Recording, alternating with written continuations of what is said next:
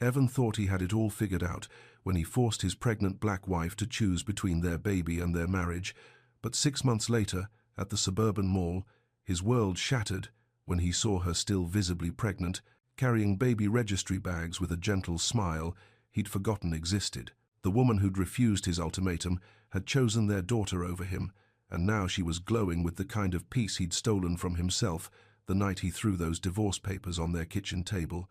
What Evan didn't know was that this chance encounter would force him to confront the man he'd become versus the father he was meant to be, and that the road to redemption would require him to learn the difference between love, control. Some mistakes can't be undone, but some hearts can be rebuilt, and some families can rise from ashes stronger than before. But first, he'd have to prove that change is more than just words.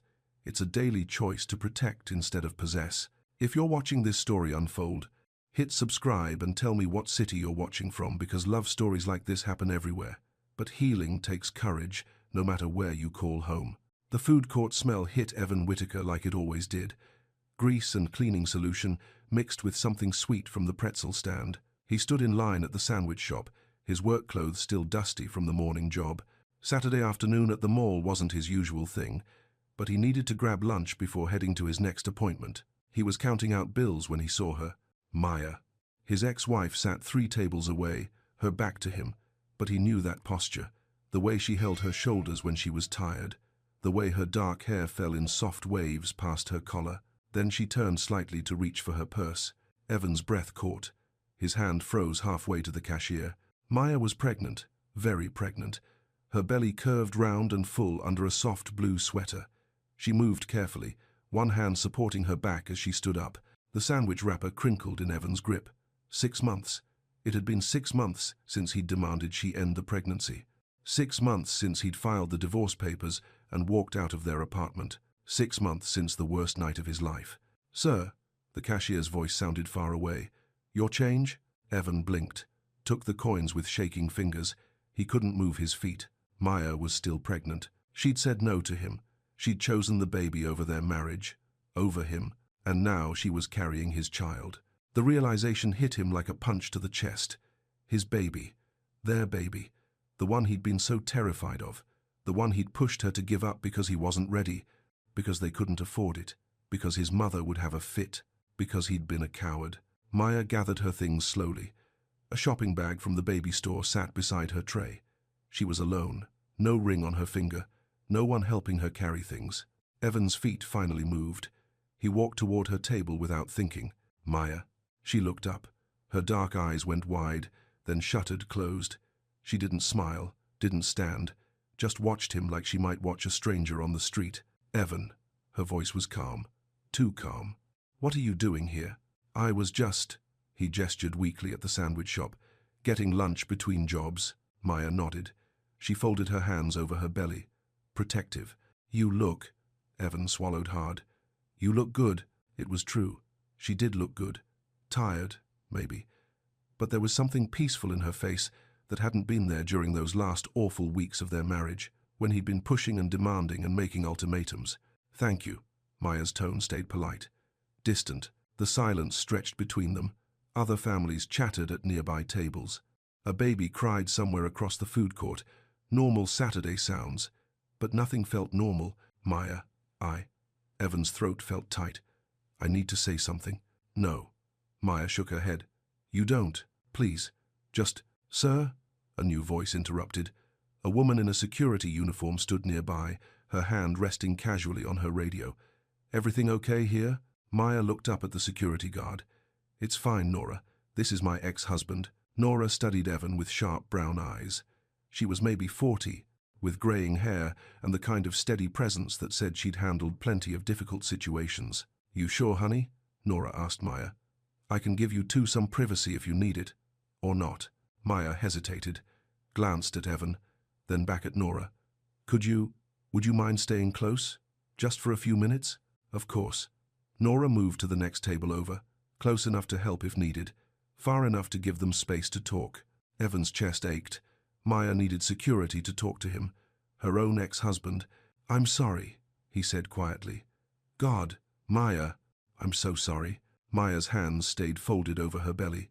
"For which part?" The question hit him like a slap, because there were so many parts to be sorry for: the ultimatum, the shouting, the way he'd thrown the divorce papers on their kitchen table and told her to choose. All of it, he whispered. Everything. Maya studied his face for a long moment. Are you sorry because you're seeing me pregnant? Or are you sorry because of what you did? Evan opened his mouth, then closed it. The honest answer was both. Seeing her belly, knowing she'd carried their baby through 6 months alone, made the shame burn in his chest like acid. But that wasn't the only reason he was sorry. I was wrong, he said. What I did to you. It was wrong. I was scared and I took it out on you. I tried to control you instead of trusting you. Maya's expression softened just a little. You were scared, terrified. Evan sat down across from her without asking permission. But that's not an excuse. I should have talked to you, should have worked through it with you. Instead you gave me an ultimatum. Maya's voice stayed even. Get an abortion or get a divorce. Yes, the word tasted bitter. And when you wouldn't, when you said you needed time to think, you filed the papers the next day. Evan nodded. He wanted to explain about his mother's phone calls, about the pressure at work, about how panicked he'd been at the thought of being responsible for a tiny life. But those were just excuses. Maya deserved better than excuses. I was wrong, he said again, and I'm sorry. Maya was quiet for a moment. Her hand moved in small circles over her belly. She's kicking, she said softly. She? It's a girl. Maya's smile was brief but genuine. Due in about 6 weeks. Evan's throat went tight. A daughter. They were having a daughter. Maya, I know I don't have any right to ask, but you're right. Maya's voice cut through his words. You don't have any right to ask anything. The words hit him like a physical blow. But they were true. However, Maya continued, I'm not going to keep your daughter from you, if you want to be part of her life. Hope flickered in Evan's chest. Dangerous, fragile hope. I do, he said quickly. More than anything, then we need rules. Maya shifted in her chair, one hand on her back. Clear boundaries. Nora appeared beside their table. You two doing okay? Maya, you look uncomfortable. Want to head outside? Might be easier to walk a little. Maya nodded gratefully. That's a good idea. Evan, if you want to continue this conversation, we can talk by my car. 5 minutes. She stood slowly, gathering her shopping bag and purse. Evan jumped up to help, then stopped when she gave him a look. I can manage, Maya said. Not mean, just firm. They walked through the mall in silence. Nora walked with them, chatting easily about the weather and weekend crowds. Her presence seemed to relax Maya. Outside, the autumn air was crisp and bright. Maya's car was parked under the security lights.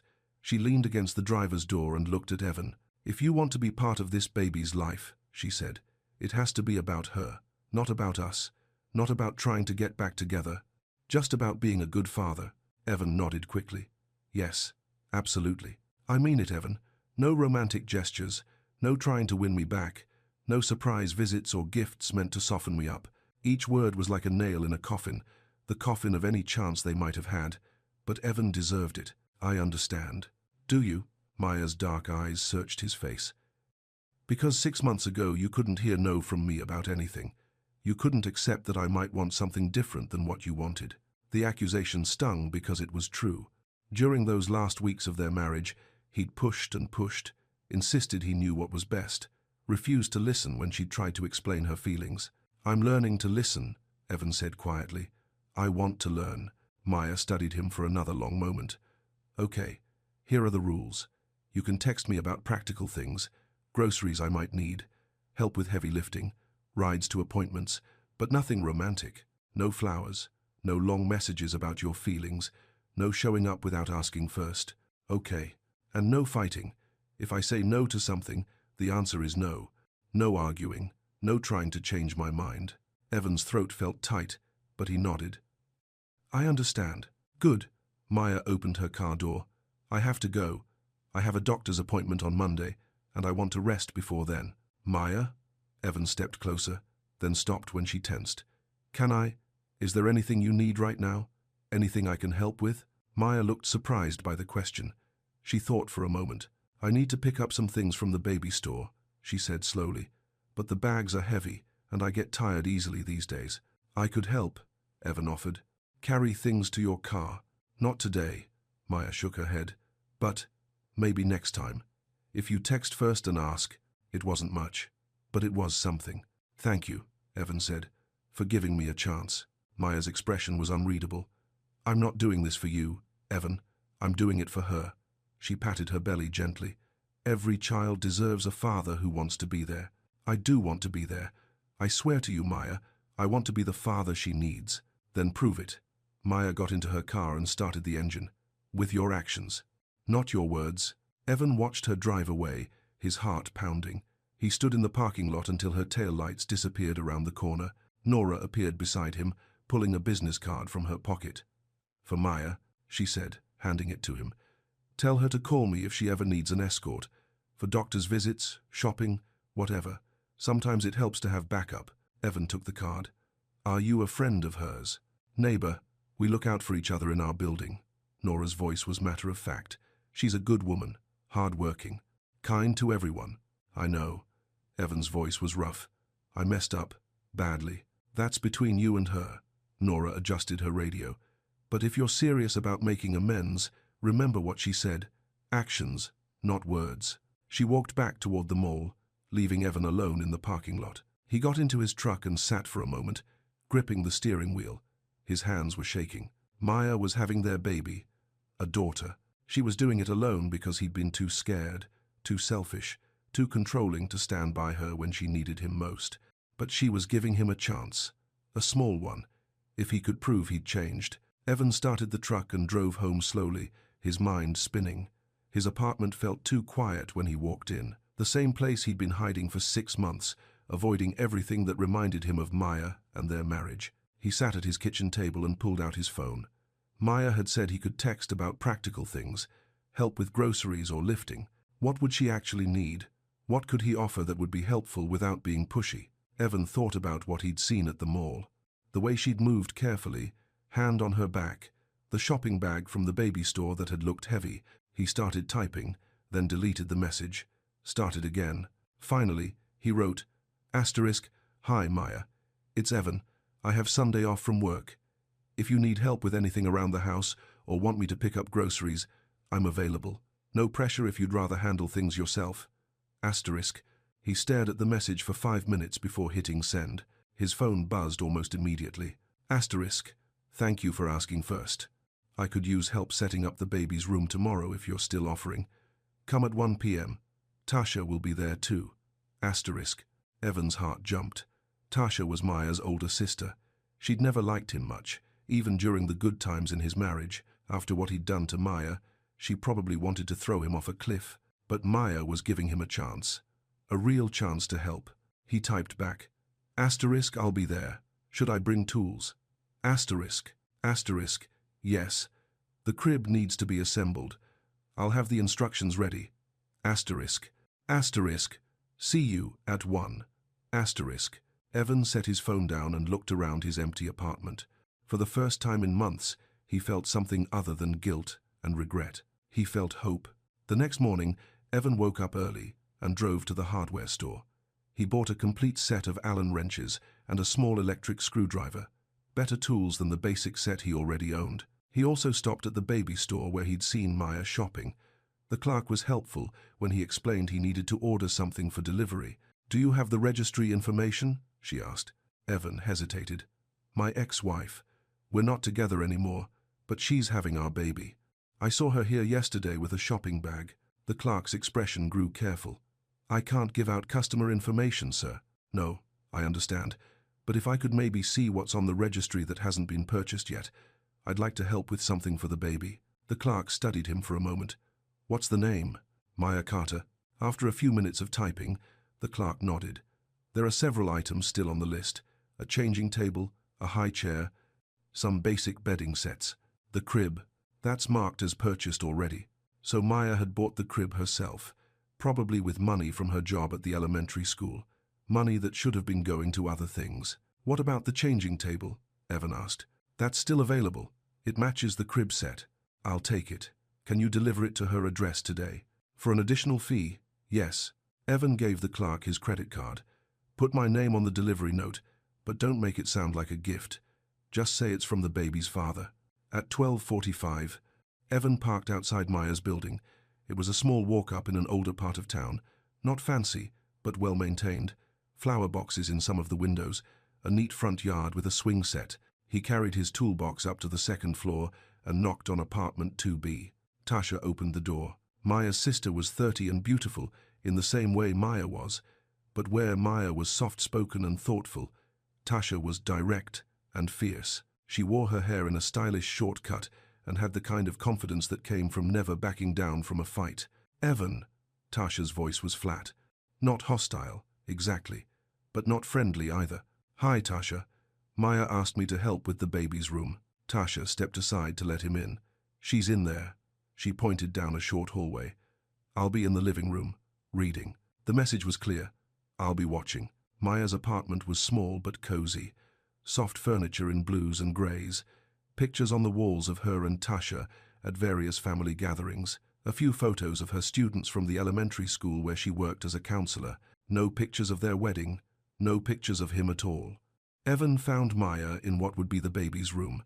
It was tiny, just big enough for a crib and changing table. Maya had painted the walls a soft yellow and hung simple white curtains. "Hey," Maya said when he appeared in the doorway. She was sitting on a folding chair, looking at a pile of wooden pieces and a thick instruction manual. "This is nice," Evan said, looking around the room. "Peaceful, thanks." Maya handed him the instruction booklet. "I tried to start yesterday, but my back was bothering me. Some of these pieces are heavier than they look." Evan knelt beside the crib parts and started organizing them according to the diagram. Maya stayed in her chair, reading the steps out loud. "Insert tab A into slot B," she read. "Make sure the safety rail is facing the right direction." It was strange, working together like this, quiet and careful. During their marriage, they'd assembled furniture a few times, and it had always ended in frustration. Evan getting impatient with the instructions. Maya getting defensive when he tried to take over. But today felt different. Maya read each step clearly and waited for him to confirm he understood. Evan followed the directions exactly, asking questions when something wasn't clear. "There," he said after 20 minutes. "That's the frame." Maya smiled. "It looks like a real crib." "It does." Evan started on the mattress support. "Maya, I should tell you I ordered a changing table. It should be delivered this afternoon." Maya's smile faded. "Evan, I told you no gifts." "It's not a gift. It's—" Evan paused, trying to find the right words. "It's something the baby needs. Something I should be helping to provide." Maya was quiet for a moment. "You could have asked first." "You're right. I should have asked. I'm sorry." "If you're going to be part of this," Maya said carefully, "we need to make decisions together. Even the practical ones." "Understood." Evan tightened a bolt. "What's the best way to do that? Do you want me to text before I buy anything?" "Yes. Or if it's something big, we can talk about it in person." They worked in comfortable silence for a while. The crib took shape piece by piece. Maya read instructions and handed him screws. Evan followed directions and asked for help when he needed a second pair of hands to hold something in place.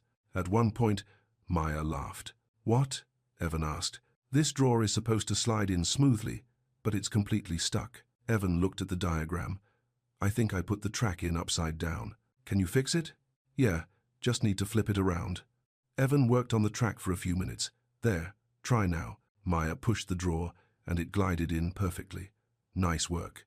It was a small thing, a stuck drawer, but hearing Maya laugh, even briefly, felt like a gift. The front door buzzer rang around 2:30. "That'll be the delivery," Evan said. Maya looked annoyed, but she let him answer the door.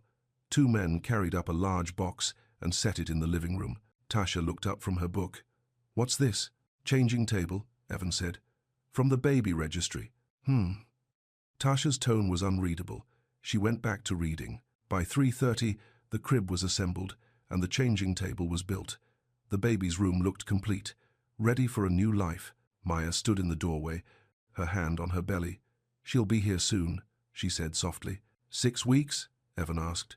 "Maybe less," the doctor said first. "Babies sometimes come early." Evan felt a flutter of panic. What if he wasn't ready? What if he messed up again? "Maya, He stopped. This wasn't about his fears. It was about being helpful. "What?" "Nothing. Just, thank you." for letting me help today. Maya studied his face. It was nice, working together on something positive. Evan nodded. He gathered his tools, trying not to linger.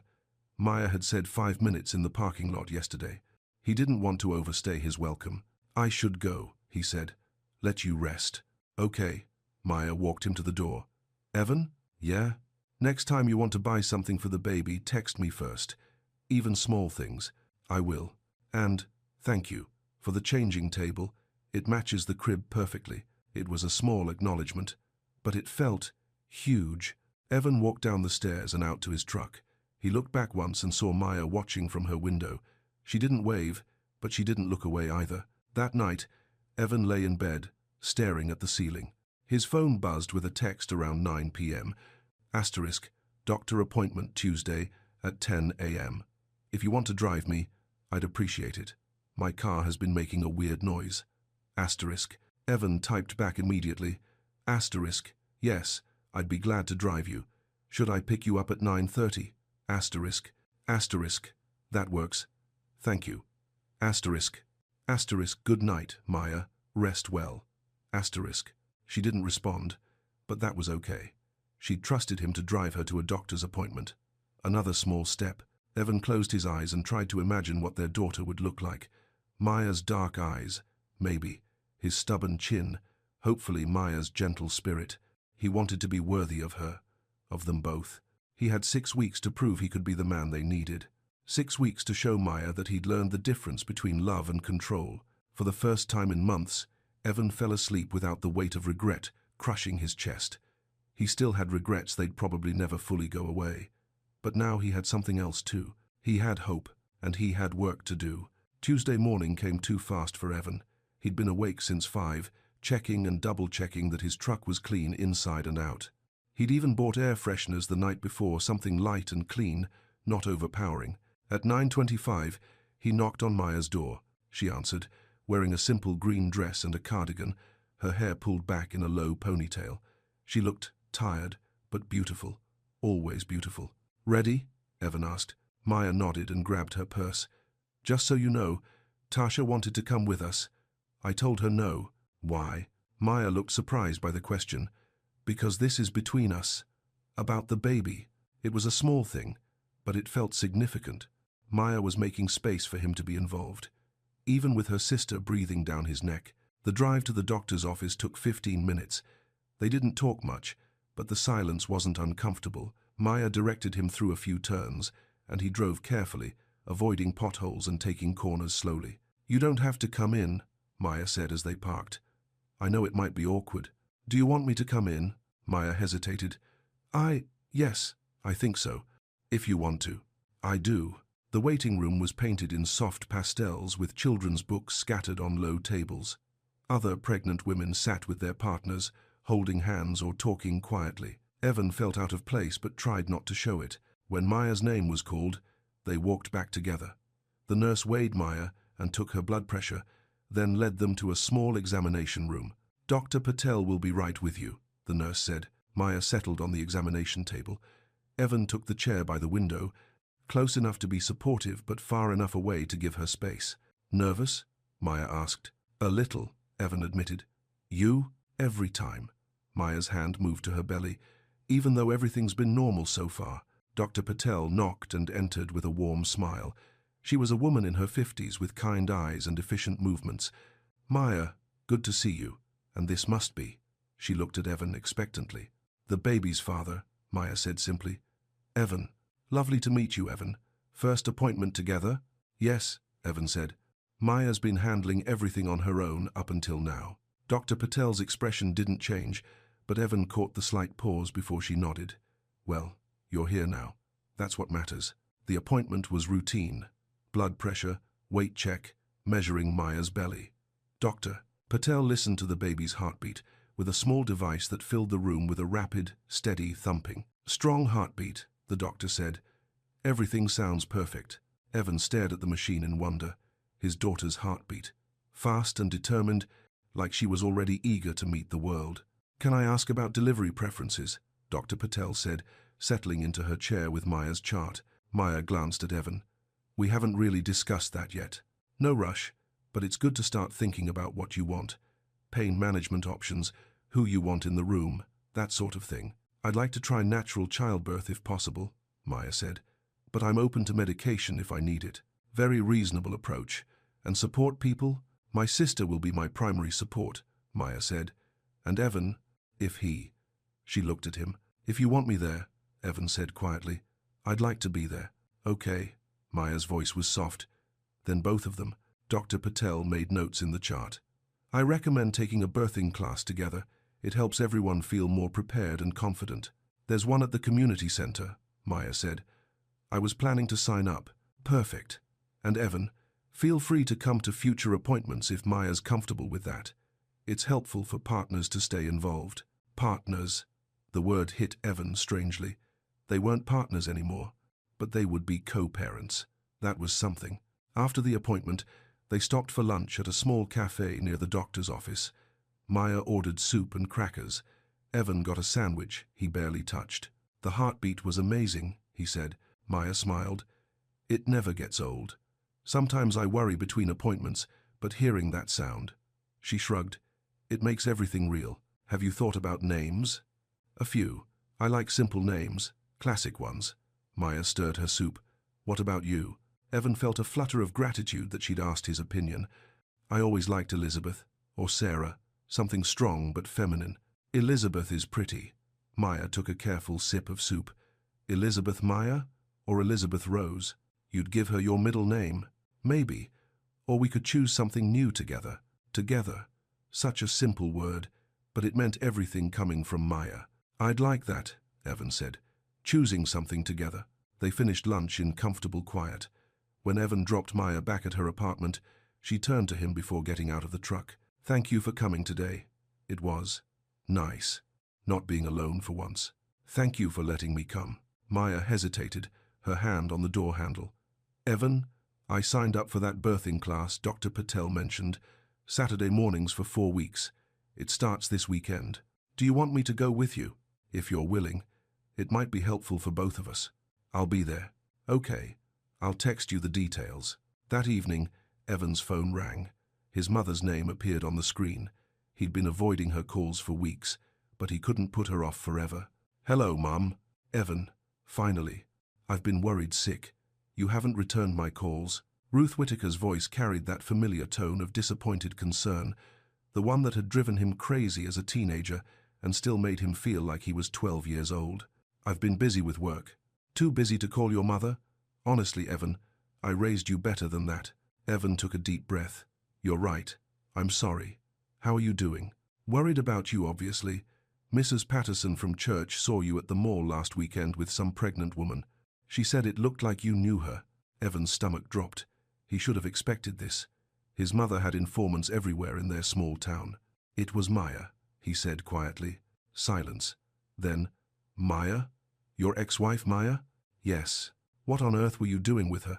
I thought you said she moved away after the divorce. She did. But we ran into each other at the mall. And she's pregnant? Ruth's voice rose. Evan, please tell me you're not getting involved with that girl again. After everything that happened. Mum. Evan cut her off. She's pregnant with my baby. The silence stretched so long that Evan wondered if the call had dropped. Your baby?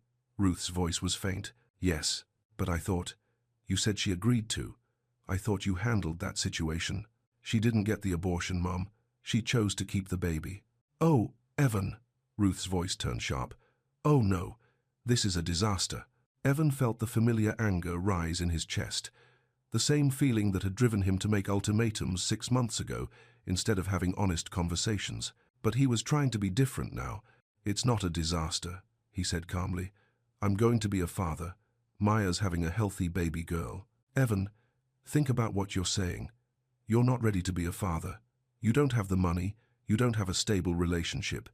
And that girl, her family, they're not our kind of people. What does that mean, Mom? You know what I mean. We move in different circles, different backgrounds, different values. It was hard enough when you were married to her, but now, with a baby involved? Evan closed his eyes. This was exactly why he'd panicked 6 months ago. The pressure from his mother, the worry about money and stability, the fear that he wasn't good enough. But now, Sitting in his quiet apartment, he realized something important. His mother's fears weren't his fears anymore. Maya is a good person, he said. She's smart and kind and hardworking. She's going to be an amazing mother. That's not the point, Evan. The point is that I made a mistake, Evan interrupted. I let fear and other people's opinions control my decisions. I hurt someone I loved because I was more worried about what you would think than about doing the right thing. Ruth was quiet for a moment. I don't like your tone, young man. I'm not trying to be disrespectful, but I need you to understand something. I'm going to be part of this baby's life. I'm going to support Maya however she needs me to, and I need you to accept that. And if I can't? The question hung between them. Evan felt the old panic trying to claw its way up his throat, the need to please his mother, to avoid conflict, to take the path of least resistance. But then he thought about Maya sitting alone in doctor's appointments, carrying shopping bags that were too heavy, building a crib by herself because he'd been too scared to be the partner she needed. Then that would be really sad, Evan said quietly, because you'd be missing out on knowing your granddaughter. Granddaughter? Her name might be Elizabeth. We're still deciding. Ruth was quiet for a long time. Evan, I just want what's best for you. I don't want you to get hurt again. I know, Mom, but this isn't about me getting hurt. This is about me doing right by my daughter and by Maya. And you think that girl will let you? After what happened? I don't know, Evan admitted, but I'm going to try, and I need you to support that, or at least not work against it. After he hung up, Evan sat in his kitchen feeling drained. The conversation could have gone worse, but it could have gone better too. His mother wasn't ready to embrace the situation, but at least she wasn't actively fighting it. His phone buzzed with a text from Maya. Asterisk birthing class is Saturday, 9 a.m. at the community center on Oak Street. Should last about 2 hours. Asterisk. Asterisk. I'll be there. Asterisk. He typed back. Asterisk. Should I pick you up or meet you there? Asterisk. Asterisk. I'll drive myself. See you Saturday. Asterisk. Asterisk Maya. Asterisk. Asterisk. Yes. Asterisk. Asterisk. Thank you again for including me. Asterisk. She didn't respond right away. Then, asterisk. We're doing this for her. Everything we do now is for her. Asterisk. Evan stared at the message for a long time. Maya was right. This wasn't about them anymore. It wasn't about their failed marriage, or their hurt feelings, or their complicated history. It was about their daughter. Saturday morning, Evan arrived at the community center 10 minutes early. The building was older but well-maintained, with children's artwork decorating the hallways and the smell of fresh coffee coming from somewhere nearby. He found the classroom and saw Maya already there, sitting near the front with a notebook and pen. She wore comfortable clothes and had her hair in a braid. "Morning," he said, taking the chair beside her. "Hi." Maya looked nervous. "I wasn't sure what to expect." "Me neither." Other couples began filing in. Most of them looked happy and excited, holding hands and whispering to each other. A few women came alone. One had brought her mother instead of a partner. The instructor was a woman in her 40s, with graying curly hair and laugh lines around her eyes. She wore comfortable clothing and moved with the confidence of someone who'd helped bring many babies into the world. "Good morning, everyone. I'm Mrs. Patel, different from Dr. Patel. No relation." She smiled. "I've been teaching birthing classes for 15 years, and I've probably heard every question and concern you can imagine." She started with introductions. Each couple shared their names, their due dates, and one thing they were excited about. When it was their turn, Maya said, "I'm Maya, this is Evan. We're due in about 5 weeks, and I'm excited to meet our daughter." "And you, Evan?" Mrs. Patel asked gently. "I'm excited to be here," Evan said honestly, "to learn how to be helpful." Mrs. Patel nodded approvingly. "That's a wonderful attitude." The class covered basics of labor and delivery, breathing techniques, positions that might help with pain, what to expect during different stages. Mrs. Patel was matter-of-fact but warm, answering questions without judgment. "Now we're going to practice some support techniques," she said about halfway through. "Partners, your job is to help the laboring person feel safe and comfortable. This might mean counter-pressure on the back, helping with breathing, or simply being present." She demonstrated different positions and massage techniques. When she got to Maya and Evan, she paused. "How comfortable are you two with physical contact?" she asked quietly. Maya and Evan looked at each other. They hadn't touched since that day at the mall almost a week ago. "We're figuring that out," Maya said carefully. "That's perfectly normal," Mrs. Patel said. "Let's start with something simple. Evan, can you place your hand on Maya's shoulder while she practices breathing?" Evan looked at Maya for permission. She nodded. His hand was warm and steady on her shoulder. Maya closed her eyes and practiced the breathing pattern Mrs. Patel had taught them. Deep breath in, slow breath out. "Good," Mrs. Patel said. "Maya, does that feel supportive?" "Yes," Maya said softly. "It does." They practiced a few more techniques. Evan learned how to apply gentle pressure to Maya's lower back during contractions. Maya learned to communicate what felt helpful and what didn't. It was strange, being physically close after so many months apart. But it didn't feel wrong. It felt necessary, like they were both focused on the same important goal. After class, they walked out together. "That was helpful," Maya said. "More practical than I expected." "Yeah, Mrs. Patel knows what she's talking about." They reached their cars, parked side by side. Maya unlocked hers, then turned back to Evan. "I have to go grocery shopping," she said. "Nothing exciting, just the usual stuff." "Need help carrying things?" Maya hesitated. "Actually, yes, if you don't mind. Some of the bags get heavy." "I don't mind at all." The grocery store was crowded with Saturday shoppers. Maya moved slowly through the aisles, checking items off a carefully written list. Evan pushed the cart and tried to anticipate what she might need help reaching. "These are too high," Maya said, looking up at a shelf of whole-grain cereals. Evan reached up and grabbed the box she pointed to. "This one? Perfect."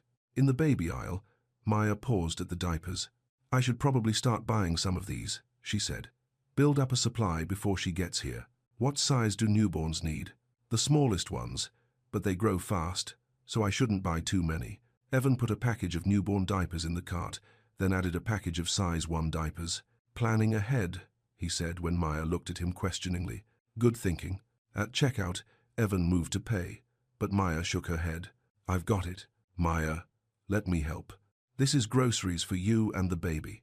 Some of it is just for me, regular food. So, I'd like to help." Maya studied his face. "Why?" "Because taking care of you is part of taking care of her," Evan said simply. Maya's expression softened. She handed him the grocery list. "Okay, but anything that's just for me. Coffee, shampoo, that kind of thing. I'll pay for that myself." They went through the list together, dividing items between baby-related expenses and personal ones. It felt like a small step toward being a team again, not romantically, but as co-parents. Loading groceries into Maya's car, Evan noticed her moving more slowly than usual. "You okay?" "Just tired. The baby's been really active lately. Lots of kicking at night. Is that normal?" "The doctor says yes, but it makes sleeping harder." Evan wanted to offer to help somehow, but he wasn't sure what he could do about a restless baby in the womb. Instead, he focused on getting the groceries safely into her car. "Thank you," Maya said when everything was loaded. "For coming to class, for helping with shopping. It was nice. Having backup. Thank you for letting me help." Maya got into her car, then rolled down the window. "Evan, next week's class talks about what happens after the baby's born. Feeding schedules, that kind of thing. I'll be there. And maybe, would you want to come to my next doctor's appointment? It's just a routine checkup, but Dr. Patel suggested it might be good for you to stay involved." "I'd love to come." "Okay, I'll text you the details." Evan watched her drive away, feeling something he hadn't experienced in months. Not just hope, but actual progress. They were building something new together. Not a marriage, but a partnership focused on their daughter. His phone rang as he got into his truck. His mother again. "Hi, Mom." "Evan? I've been thinking about our conversation the other day." "Okay." I may have been hasty in my reaction. Evan blinked. His mother admitting she might have been wrong about something was rarer than snow in July. "What do you mean?" "I mean that if this baby is really happening, if you're really going to be a father, then I want to support you. Even if I don't understand all your choices." "Mum, thank you. That means a lot. I'd like to meet her, Maya, before the baby comes, if she's willing." Evan's heart jumped. "Are you sure?" "I'm sure that family is important, and this baby will be my granddaughter, regardless of the circumstances. I'll talk to Maya, see how she feels about it." "Good. And Evan, I'm proud of you for trying to do the right thing now, even if it's harder. After his mother hung up, Evan sat in the grocery store parking lot feeling amazed. In 1 week, he'd gone from having no relationship with Maya to attending birthing classes together, from his mother threatening to disown him to her wanting to meet Maya. Maybe change was possible after all. Maybe they really could build something good out of the mess he'd made. His phone buzzed with a text from Maya. Asterisk, thank you for today. See you next Saturday for class. Asterisk, asterisk, looking forward to it. Asterisk, he typed back. And for the first time in months, he really was looking forward to something. Not with fear or anxiety, but with genuine hope. They still had a long way to go. Trust didn't rebuild overnight, and there would probably be difficult moments ahead. But today had been good. Today had been a step forward, and for now, that was enough. The second birthing class went even better than the first. Evan arrived early again, carrying 2 cups of herbal tea, one for Maya and one for himself. He'd remembered that she'd mentioned caffeine made the baby extra active. Thank you, Maya said when he handed her the warm cup. That was thoughtful. They practiced more support techniques during class. This week, Mrs. Patel taught them about different labor positions and how partners could help. Sometimes standing and swaying helps with contractions, she explained. Evan, can you practice supporting Maya while she moves? Maya stood and placed her hands on Evan's shoulders. He rested his hands lightly on her waist, and they swayed gently side to side. It felt natural, like they'd done it 100 times before. How does that feel, Maya? Mrs. Patel asked. Good. Steady. Maya looked up at Evan's face. Comfortable. Excellent. Trust and communication are just as important as technique. After class, they walked to their cars together. The October air was crisp, and leaves crunched under their feet. I was thinking, Maya said as they reached her car, next week's class is about what to do when labor actually starts, who to call, when to go to the hospital, that kind of thing. Right. I should probably give you my doctor's number and the hospital information in case something happens when you're not with me. Evan felt a flutter of worry. Are you concerned about something? No. Everything's been fine. But first, babies can be unpredictable. Dr. Patel says it's good to have a plan. They exchanged contact information for Dr. Patel's office and the hospital. Evan programmed everything into his phone carefully. Maya, he said as she unlocked her car, would you be comfortable with me having a key to your apartment, just for emergencies? Maya paused, considering. What kind of emergencies? If you go into labor and can't reach your phone, or if you need help and Tasha isn't available, I just want to be able to get to you if you need me. That's actually practical. Maya looked surprised by her own agreement.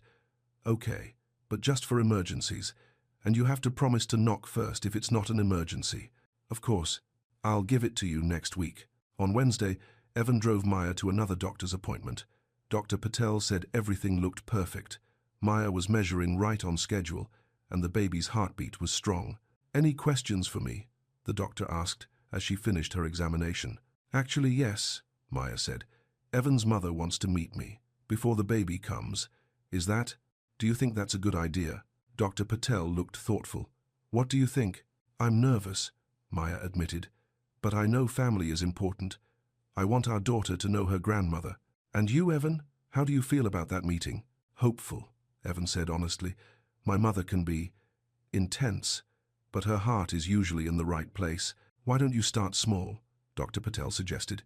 Maybe coffee somewhere neutral, an hour or 2 at most. See how it goes. After the appointment, Maya was quiet on the drive home. Second thoughts about meeting my mother? Evan asked. A little. What if she doesn't like me? What if she thinks I'm wrong for you? Evan pulled into a parking spot outside Maya's building and turned off the engine. Maya, look at me. She turned to face him. My mother's opinion doesn't matter. Not about us, not about the baby, not about anything. What matters is that you're an amazing person who's going to be an incredible mother. Maya's eyes filled with tears. You really believe that? I've always believed that. Even when I was too scared and stupid to act like it. Maya wiped her eyes with the back of her hand. Okay, I'll meet her, but somewhere public, and you have to be there the whole time. Deal. That evening, Evan called his mother to set up the meeting. She agreed? Ruth sounded surprised. Yes, but Mum, I need you to promise me something. What? No lectures about our choices, no comments about the situation being complicated. Just be kind to her. She's been through enough. Evan, I raised you to be polite. Of course I'll be kind. I mean really kind. Not polite but judgmental. Actually kind. Ruth was quiet for a moment. You really care about her? Yes, I do. Still? Always. They arranged to meet at a cafe downtown on Sunday afternoon. Neutral territory, as Dr. Patel had suggested. Sunday came too fast. Evan arrived at the cafe 15 minutes early and chose a quiet table near the window. He ordered coffee and tried to calm his nerves. Maya arrived right on time, wearing a simple blue dress that showed her growing belly. She moved carefully and looked nervous, but determined. How are you feeling? Evan asked as she sat down. Like I'm about to take a test I didn't study for. Evan smiled. You're going to do fine. Just be yourself. Ruth arrived 5 minutes later. She wore her usual careful attire, pressed slacks, a conservative sweater, pearl earrings. Her expression was polite but guarded. Maya, she said, extending her hand. I'm Ruth Whitaker, Evan's mother.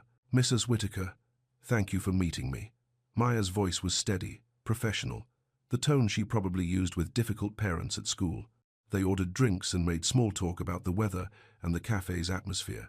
Ruth complimented Maya's dress. Maya thanked her and mentioned that she'd gotten it from a store downtown. When is your due date? Ruth asked. Late November, early December. Dr. Patel says first babies often come a little late. Dr. Patel is wonderful. She delivered 2 of my friend's grandchildren. Ruth stirred her tea. Are you planning to work right up until the birth? I'm taking maternity leave starting the week before my due date. I work at Riverside Elementary as a counselor. That must be rewarding work. I love it. Kids are honest in a way that adults sometimes aren't. Evan watched the exchange carefully.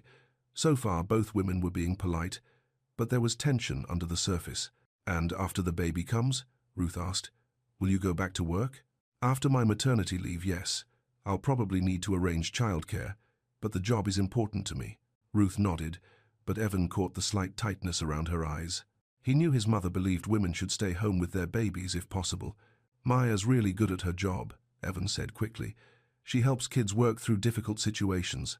The school's lucky to have her. I'm sure they are. Ruth's voice was carefully neutral. The conversation continued for another hour.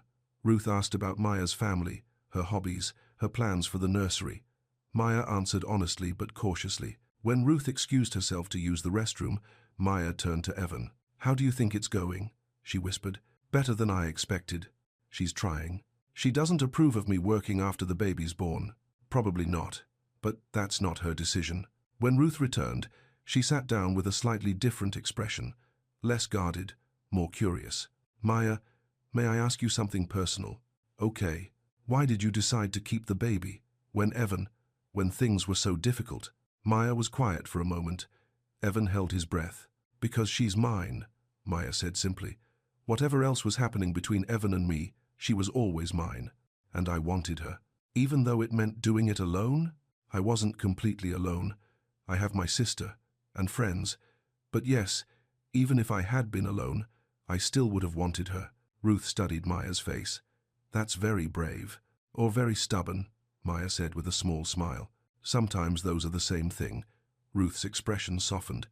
I'm glad you made that choice. Even if the circumstances weren't ideal. It was a small acknowledgement, but Evan felt something ease in his chest. When they said goodbye in the parking lot, Ruth hugged Maya gently.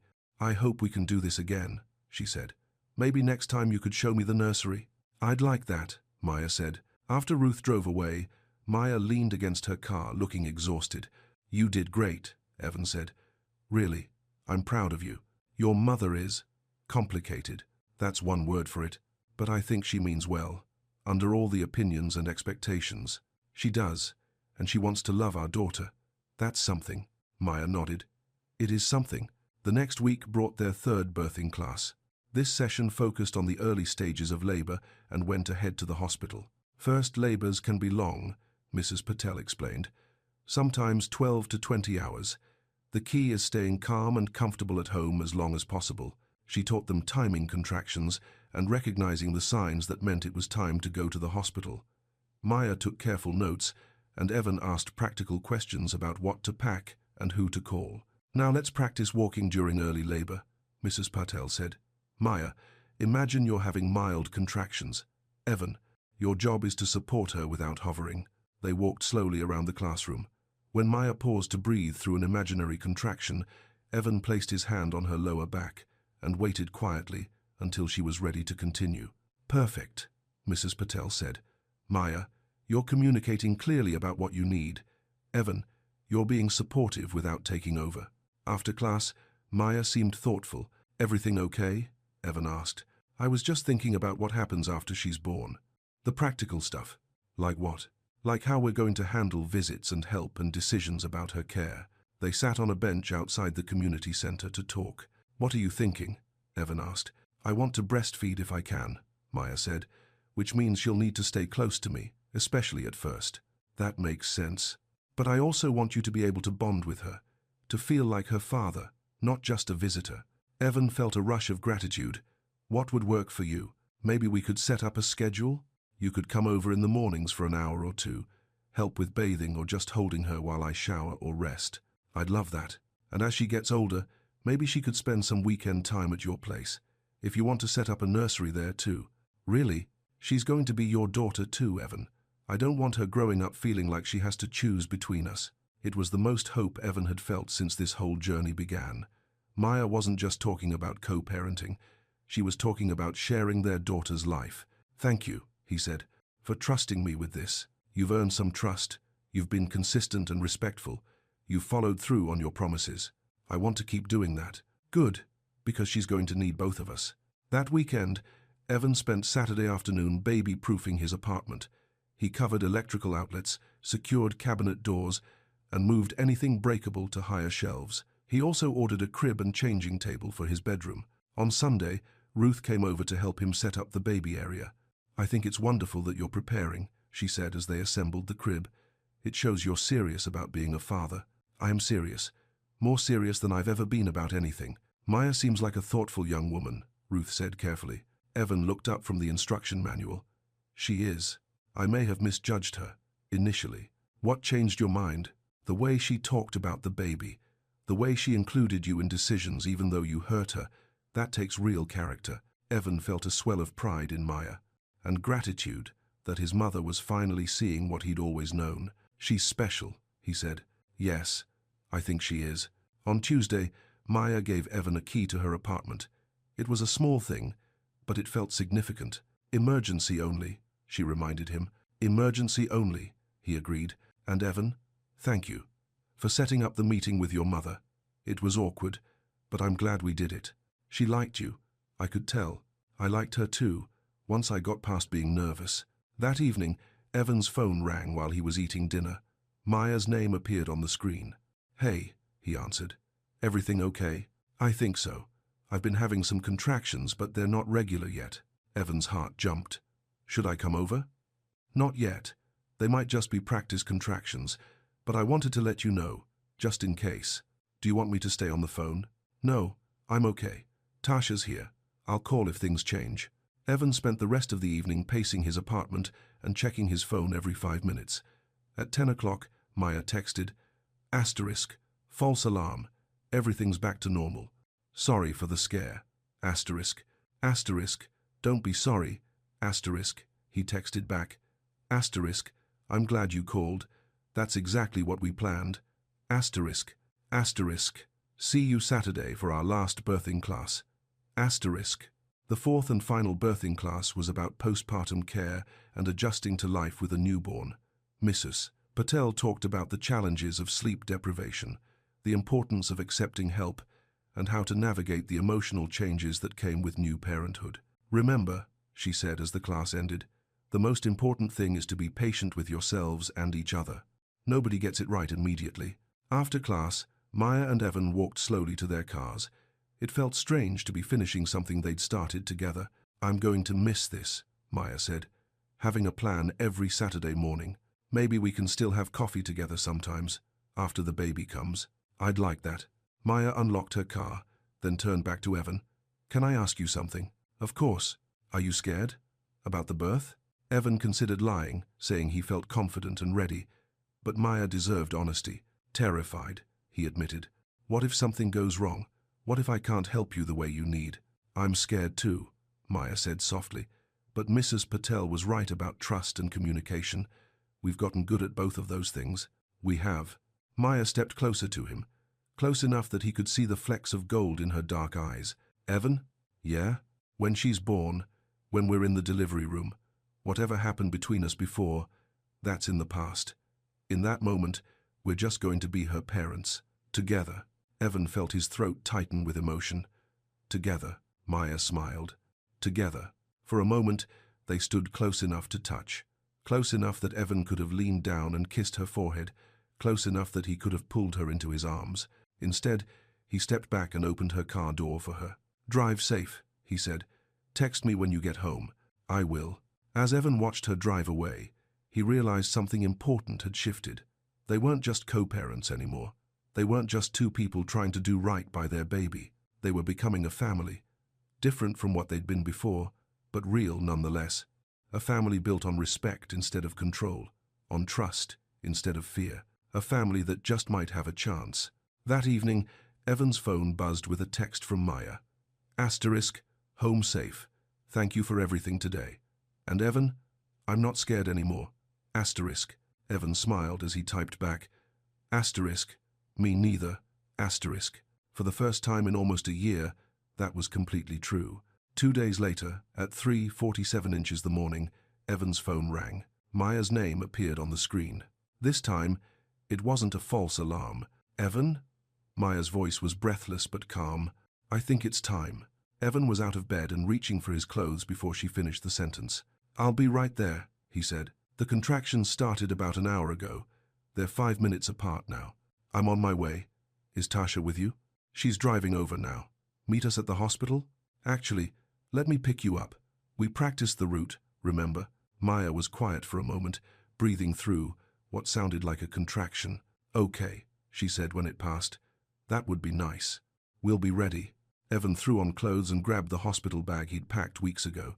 His hands were shaking, but his mind was clear. Their daughter was coming, and for the first time in months, he felt ready. Ready to be the father she deserved. Ready to be the partner Maya needed. Ready to be part of something bigger than his own fears. He was ready to meet his daughter. And maybe, just maybe, ready to discover what kind of family they could build together. Evan made the drive to Maya's apartment in record time, but safely. The streets were empty at 4 in the morning, and his headlights cut through the darkness like a path toward everything that mattered. Maya was waiting by the door when he knocked, already dressed and holding her hospital bag. Tasha stood beside her, car keys in one hand and Maya's coat in the other. How are you doing? Evan asked, taking Maya's bag. Good, ready. Maya breathed through another contraction, her hand on the doorframe for support. They're getting stronger, 4 minutes apart now, Tasha said. We should go. The drive to the hospital took 12 minutes. Maya sat in the passenger seat, timing contractions on her phone app. Tasha followed in her own car. Every few minutes, Maya would close her eyes and breathe deeply, her hand pressed to her belly. You're doing great, Evan said during one contraction. We practiced this. Maya's voice was steady. I know what to expect. At the hospital, a nurse met them at the entrance with a wheelchair. Maya protested that she could walk, but the nurse insisted. Hospital policy, she said kindly. Save your energy for the important work. The labor and delivery floor was quieter than Evan had expected. Soft lighting, calming colors on the walls, the gentle sound of monitors beeping in various rooms. They were assigned to a private room with a view of the parking lot. Nothing fancy, but clean and comfortable. A nurse named Jennifer helped Maya change into a hospital gown and get settled in the bed. Let's see how things are progressing, Jennifer said, checking Maya's cervix. You're about 4 centimeters dilated. Still early labor, but good progress. Dr. Patel arrived an hour later, looking alert despite the early morning call. How are we feeling, Maya? Like I'm ready to meet my daughter. Dr. Patel smiled. That's the attitude I like to hear. Everything looks normal. The baby's heartbeat is strong and steady. She turned to Evan. How are you holding up, Dad? Dad. The word hit Evan like a physical force. In a few hours, he really would be someone's father. Nervous, he admitted, but ready. Good. Maya's going to need your support as things get more intense. The next few hours passed in a rhythm of contractions and rest periods. Evan helped Maya walk the halls when she wanted to move. He rubbed her back when she asked. Mostly, He just stayed close and tried to anticipate what she might need. Tasha took shifts with him, bringing ice chips and updating Maya's phone with messages from friends and co-workers. Around 8 in the morning, Ruth arrived carrying a small overnight bag and a nervous expression. "I brought some things," she said, showing Maya the bag. "Snacks for after the birth, some comfortable pajamas, that sort of thing." "Thank you," Maya said between contractions. That was thoughtful. Ruth settled into the chair by the window and pulled out some knitting. "I'll just sit here quietly. Pretend I'm not here if you need privacy." By 10 o'clock, Maya's contractions were 2 minutes apart and much stronger. She gripped Evan's hand during each one, her breathing deep and focused. "You're amazing," he whispered during a brief rest period. "So strong. She's almost here." Maya's face was flushed with effort, but her eyes were bright. "I can feel her getting ready." Dr. Patel checked Maya's progress again. 8 centimeters. "We're getting close." The next hour was intense.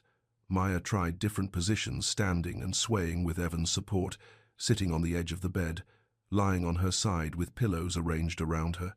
"Whatever feels right," Mrs. Patel had taught them. "Trust your body." At 11:30, Maya felt the urge to push. "This is it," Dr. Patel said, moving into position. "Maya, you've done the hard work. Now we get to meet your baby." Tasha held one of Maya's hands. Evan held the other. Ruth moved closer, her knitting forgotten. "Okay, Maya. Big push with the next contraction," Dr. Patel instructed. Maya bore down with everything she had. Evan could see the determination in her face, the incredible strength it took to bring their daughter into the world. "I can see her head," Dr. Patel said. "Dark hair, just like Mom." 3 more contractions, 3 more pushes, and then, at 11:58 a.m. on a Tuesday morning in November, their daughter slipped into the world with a loud, healthy cry. "She's beautiful," Dr. Patel said, placing the baby on Maya's chest. "Absolutely perfect." Evan stared at his daughter in wonder. She was tiny but fierce, her fists waving as she cried. Her skin was dusky pink, and she had a head full of dark, curly hair. "Hi, baby girl," Maya whispered, tears streaming down her face. "Hi, sweetheart. We've been waiting for you." The baby's cries quieted at the sound of her mother's voice. She opened dark eyes and seemed to look directly at Maya's face. "She knows you," Evan said, his own voice thick with emotion. "Of course she does." Maya looked up at him.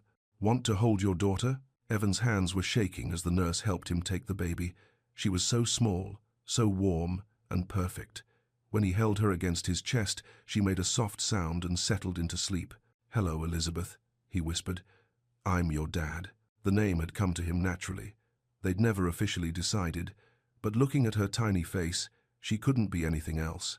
"Elizabeth Maya," Maya said softly. "Elizabeth Maya Whitaker Carter." Evan looked at her in surprise. "Hyphenated. She belongs to both of us." Ruth stepped closer, her eyes bright with tears. "She's gorgeous. Absolutely gorgeous." "Would you like to hold her, Grandma?" Maya asked. Ruth's face lit up. She took the baby with practiced confidence, settling into the rocking chair by the window. "Hello, little Elizabeth," she murmured. "I'm your grandmother, and I love you already." The next few hours passed in a blur of measurements and tests, feeding attempts and visitors. Elizabeth was healthy, 7 pounds, 2 ounces, and 20 inches long. She latched on for nursing right away, much to Maya's relief. Nora from the mall stopped by with flowers from the security staff. Some of Maya's teacher friends sent a beautiful arrangement. Mr. Lowell, Evan's foreman, texted congratulations and promised to cover Evan's shifts for the rest of the week. "Take the time you need," his message read. "Being a dad is the most important job you'll ever have." That evening, when visiting hours were winding down, Evan found himself alone with Maya and Elizabeth for the first time. Maya was nursing the baby, both of them peaceful and quiet. The room was dim except for one small lamp, and the hospital sounds seemed far away. "How are you feeling?" Evan asked softly. "Tired, happy, overwhelmed." Maya smiled down at Elizabeth. "She's perfect, isn't she?" "She really is." Evan moved his chair closer to the bed. "Maya, I want to say something." "Okay. I know we've been focused on co-parenting, on being friends for Elizabeth's sake, and that's still the most important thing." Maya nodded, waiting. "But watching you today, seeing how strong and brave you were, I realized something." Evan's voice was quiet but steady. "I love you. Not past tense. present tense. I love who you are now, who you've become, who you've always been underneath everything I was too scared to see. Maya's eyes filled with tears. Evan, I'm not asking for anything, he said quickly. I'm not trying to pressure you or change what we've built. I just wanted you to know. You deserve to know that you're loved for exactly who you are. Maya was quiet for a long moment, looking down at Elizabeth. I love you too, she said finally. I never stopped loving you, even when I was angry and hurt. But love isn't enough by itself. We learned that the hard way. I know. We'd have to build something completely different. Not try to go back to what we had before, but create something new, something better. I'd like that, Evan said. If you want to try, when you're ready. It would have to be slow, really slow. Elizabeth comes first, always, always. Maya reached out and took his hand. Ask me again in 6 months, when we've figured out how to be good parents together, when you've proven that the changes are permanent, not just temporary. I will. And Evan? Yeah? Thank you for becoming the man I always knew you could be. They sat in comfortable silence, watching their daughter sleep. Outside the window, the city was settling into evening. Streetlights came on, families went home to dinner, the world continued its ordinary rhythm. But inside room 314, everything had changed. 3 days later, Maya and Elizabeth came home from the hospital. Evan had spent the previous evening baby-proofing Maya's apartment one more time and stocking her refrigerator with easy meals. He arrived at 10 in the morning to help carry things upstairs and get them settled. How did she sleep? He asked, taking the car seat while Maya gathered her bags. Better than I expected. She woke up twice to nurse, but went right back to sleep. Elizabeth was awake now, looking around with serious dark eyes. She wore a tiny pink outfit that Ruth had brought to the hospital and a hat that was slightly too big for her head. She looks like she's thinking deep thoughts, Evan said, probably wondering why everything's so bright and loud after 9 months in the dark. Getting settled at home took most of the morning. Elizabeth needed to eat, then sleep, then eat again. Maya moved carefully, still sore from delivery. Evan helped with diaper changes and held the baby while Maya showered. This is nice, Maya said when she came out of the bathroom, her hair still damp. Having an extra pair of hands. I can come by every morning for the first few weeks, if you want. I'd like that. They established a routine over the following days. Evan would arrive at 8 with coffee for Maya and whatever groceries she needed. He'd hold Elizabeth while Maya ate breakfast, then help with the morning feeding and diaper change. Some mornings they talked about practical things, pediatrician appointments, sleep schedules, when Maya might feel ready for short walks outside. Other mornings they just sat quietly, taking turns holding Elizabeth while she slept. She's got your stubborn chin, Maya said one morning, studying Elizabeth's sleeping face. And your peaceful spirit, Evan replied. Look how content she is. She's a good baby. Almost too good. There's no such thing as too good, Maya smiled. Wait until she's 2 years old, then we'll see how good she is. 2 weeks after Elizabeth's birth, Ruth came for her first official grandmother visit. She brought a hand-knitted blanket and a casserole that would feed Maya for 3 days. She's grown so much already, Ruth marveled, holding Elizabeth with obvious joy. And look at that hair, so much personality already. She definitely knows what she wants, Maya said, and she's not shy about letting us know. Ruth looked around the apartment, taking in the organized baby supplies, the comfortable nursing corner Maya had set up, the way Evan moved easily around the space, like he belonged there. You two are doing a wonderful job, she said. Elizabeth is lucky to have such devoted parents. Parents, plural. Not just Maya doing her best alone, but both of them, together. It was the first time Ruth had acknowledged them as a team, and Evan felt a rush of gratitude toward his mother. 3 weeks postpartum, Maya felt ready for their first real outing. They decided to take Elizabeth to the mall, the same place where Evan had first seen Maya pregnant. Full circle, Maya said as they walked through the food court, Elizabeth sleeping peacefully in her stroller. Nora spotted them from across the concourse and hurried over. Oh my goodness, look at this beautiful baby, she exclaimed, peering into the stroller. She's gorgeous. How are you feeling, Mama? Good. Tired, but good. And you, Daddy? How's fatherhood treating you? It's the best job I've ever had, Evan said, and meant it completely. They sat at the same table where they'd had their difficult conversation months ago, but this time Elizabeth was with them, a living symbol of hope and new beginnings. I keep thinking about that day, Maya said, watching Elizabeth sleep. How scared I was, how angry you were. I was terrified, Evan said, but not of the things I should have been scared of. What do you mean? I was scared of what people would think, of whether we had enough money, of whether I'd be a good father, but I should have been scared of losing you, of missing out on this. He gestured at Elizabeth, at the three of them sitting together like a real family. We both learned something, Maya said. I learned that I'm stronger than I thought. And you learned. I learned that love means protecting someone's freedom, not trying to control their choices. Maya nodded. And that trust has to be earned, every day. Every day, Evan agreed. That evening, as Evan was getting ready to leave Maya's apartment after the evening feeding, Elizabeth started fussing. Not hungry, not wet, just unsettled. Here, Maya said, handing her to Evan. Sometimes she just wants to be held. Evan walked slowly around the living room, Elizabeth against his shoulder. He hummed softly, a song his own father had sung to him years ago. Gradually, Elizabeth relaxed. Her tiny fist curled against his neck, and her breathing deepened into sleep. You're good at that, Maya said from the couch. She makes it easy.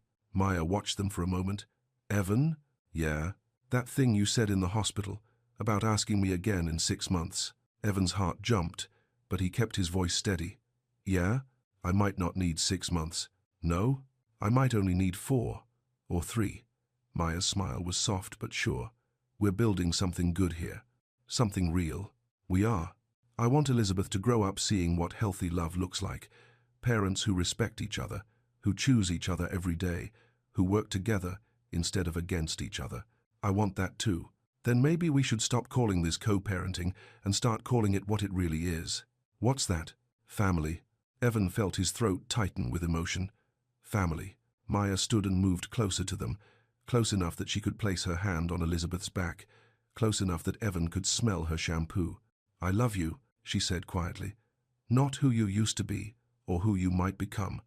I love who you are right now, the man who shows up every morning, who follows through on his promises, who holds our daughter like she's the most precious thing in the world. Maya. I'm ready, she said simply. If you are. Evan shifted Elizabeth carefully to one arm and reached for Maya with the other. She stepped into his embrace willingly, naturally, like coming home after a long journey. I'm ready, he whispered against her hair. I've been ready since the day I saw you at the mall. I just had to become worthy of the chance. They stood there in Maya's living room, holding each other and their sleeping daughter, and Evan felt something he'd never experienced before. Peace. Complete, perfect peace. Not because everything was easy, but because everything was right. 6 months later, on a warm May afternoon, Evan knocked on Maya's door carrying a small velvet box. He'd asked Tasha's permission first. He'd gotten Ruth's enthusiastic blessing. He'd even asked Elizabeth, though she'd just grabbed his finger and tried to put it in her mouth. But most importantly, he'd asked himself if he was ready to love Maya the way she deserved to be loved, without conditions, without control, with the kind of steady devotion that would last a lifetime. The answer was yes. Maya opened the door wearing a sundress and holding Elizabeth, who was now sitting up on her own and babbling constantly. Hi, Maya said, her eyes bright with curiosity. You look nervous. I am nervous. Good nervous or bad nervous? The best kind of nervous. Elizabeth reached for him with chubby hands, and Evan took her, settling her on his hip. Maya Carter, he said, would you like to take a walk with me? There's something I want to ask you. Maya's smile lit up her whole face. Elizabeth and I would love to take a walk. They walked to the small park near Maya's apartment, where they'd gone several times with Elizabeth. The spring air was warm, and families played on the grass around them. Evan found the bench where they'd sat the week before, watching Elizabeth reach for dandelions she couldn't quite grasp. Maya, he said, turning to face her. Elizabeth still balanced on his lap. I know we've talked about taking things slow. I know we've been careful to put Elizabeth first in everything we do. We have. And I want you to know that will never change. She'll always be our priority. I know. But I also want you to know that I want to spend the rest of my life earning your trust every day, showing up for both of you, being the man and father you deserve. Evan shifted Elizabeth to Maya's arms and dropped to one knee in the grass beside the bench. Maya gasped, her free hand flying to her mouth. Maya Carter, will you marry me? Not because we have a baby together, not because it's what people expect, but because I love you completely and want to build a life with you, a real life, based on respect and partnership and the kind of love that makes each other stronger. He opened the small box, revealing a simple solitaire diamond, not huge, not flashy, but clear and bright, and set in a band that would last forever. Yes, Maya said immediately, tears streaming down her face. Yes, of course, yes. Evan slipped the ring onto her finger with shaking hands. It fit perfectly. Elizabeth, sensing the excitement around her, clapped her hands and shrieked with joy, making both her parents laugh through their tears. She approves, Maya said. I think she does. Evan stood and wrapped his arms around both of them, his girls, his family, his whole world. Around them, life continued. Children played, dogs barked, couples walked hand in hand, the ordinary, beautiful rhythm of people building lives together. But for Evan, everything had changed again. He'd found his way back to love, real love, the kind that grew stronger through challenges instead of breaking apart, the kind of love that would last forever, the kind of love Elizabeth would grow up seeing every day, teaching her that real love was possible, that people could change, that families could heal. As they walked home together, Maya's hand in his, Elizabeth babbling happily in her stroller, Evan thought about the journey that had brought them here, from ultimatum to understanding, from control to trust, from fear to hope, from broken to beautiful. They still had work to do. Marriage would bring new challenges, new opportunities to choose love over fear. Raising Elizabeth would test them in ways they couldn't imagine, but they would face it together, as partners, as equals, as a family built on the strongest foundation of all, love that had been tested and proven true. And that, Evan thought as Maya squeezed his hand and smiled up at him, was going to be enough, more than enough. It was going to be everything.